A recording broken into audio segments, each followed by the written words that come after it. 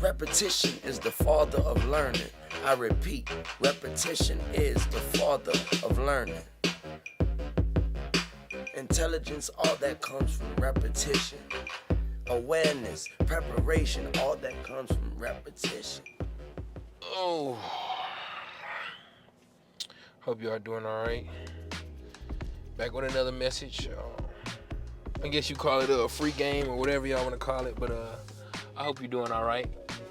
Basically, the message I got for today is the earlier you start, the earlier you get better. And basically what I want to talk about is anybody that has ever tried to learn anything, right? You realize that there's going to be a point where you suck at it. And most people have a hard time getting through that point. And I kind of want to hint at, one, the reason why you want to learn something or you want to develop. I think that's a part of the human experience. I think that's a part of what we as men want to do. We want to be able to offer value to whoever it is that we're around. And I think a blessing and a curse of that is how our world runs, right? Like if you think about it, most countries or, most places operate with the idea of a free market. So I'm just trying to kind of give y'all an understanding of how my mind thinks and maybe some background onto why things are the way that they are. But if you think about it, whatever you can offer to a particular place, you can place a value on that. So an electrician is going to get paid a lot because if there's a problem with electricity, everybody has electricity. So the demand is going to be so high. So the key is to develop a skill that can be valuable to the overall market, because a market is just a place of needs and you're just trying to learn how to fulfill needs, right? So if you live in the middle of Wyoming and you have a sneaker cleaning business, it's like, bro, I went out to Wyoming. It ain't a lot of people, bro. And I can't necessarily say that everybody out there is wearing Jordans. You know what I mean? It's just like, the point I'm trying to make is that the reason that we learn these skills is because we want to acquire success, because our skills will be valued, right? So a lot of the times it sets you on this journey to feel like, okay, I'm going to try and get this particular thing or this skill. I want to be, a big influencer, or I want to be a rapper, or I want to be a basketball player, or whatever it is that you want to be, because those skills will bring you about status and money and maybe some other things, right?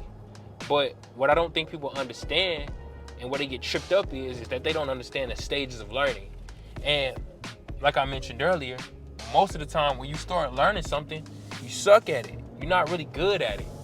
But there's 4 stages to this, and I kind of did some research on it. So the first stage is called unconscious incompetence.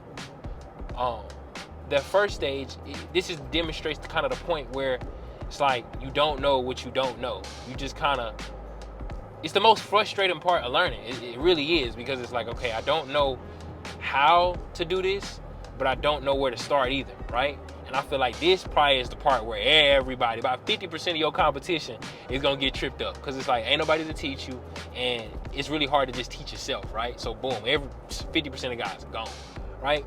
But for those who make it through that point, you got conscious incompetence. And that might be, okay, I know what I don't know, but then that presents somewhat of a challenge. So then you have to put in more time to develop your knowledge of what you don't know. You have to kind of lessen that gap and say, okay, I'm going to get better at this, and I'm going to continue to get better at this, right?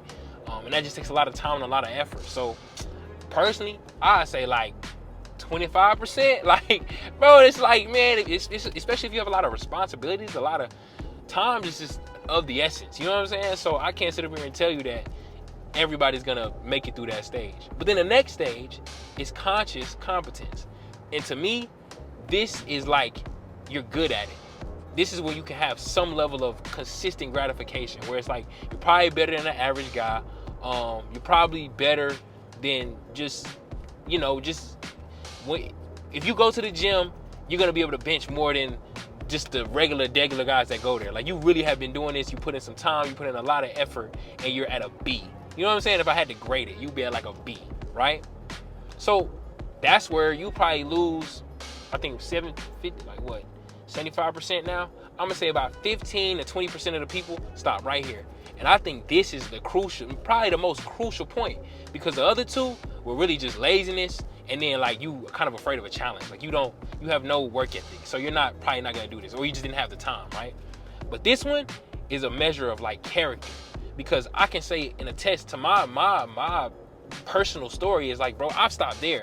Because a lot of people that are talented stop right there, that conscious competence. It's like, I'm better than most people, but I don't really want to do the work that it takes to be great. Because this next stage, the stage of unconscious competence, gang, that means you can pretty much do it in your sleep.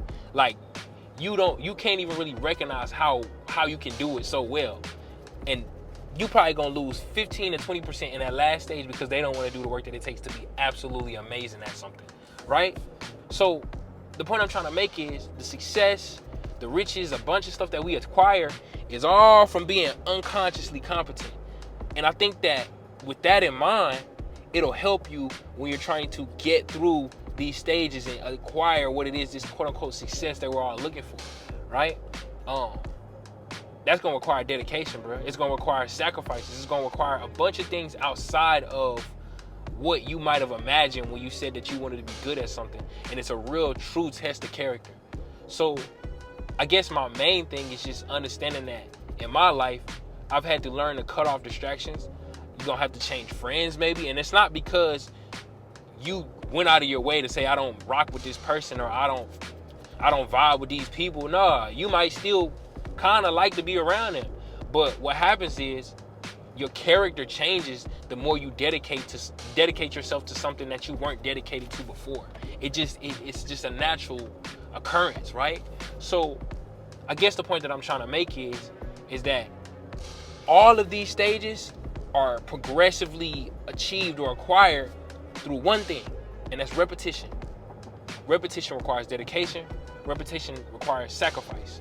It requires commitment. It requires everything that will mold you into who you truly want to be.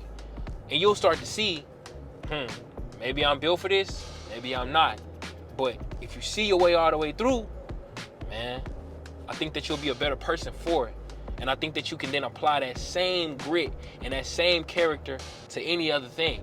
And it'll make you just who you need to be, bro. Your attention to detail will be better. Like, man, I'm saying a whole lot, but the real message is just to see it through, bro. See it through. Avoid the distractions, be dedicated, and see it through, bro. And if you do that, I think you'll win, which is what I want. So, I hope y'all got something from that. And like I always say, I want you to prosper as your soul prospers. That's all I got.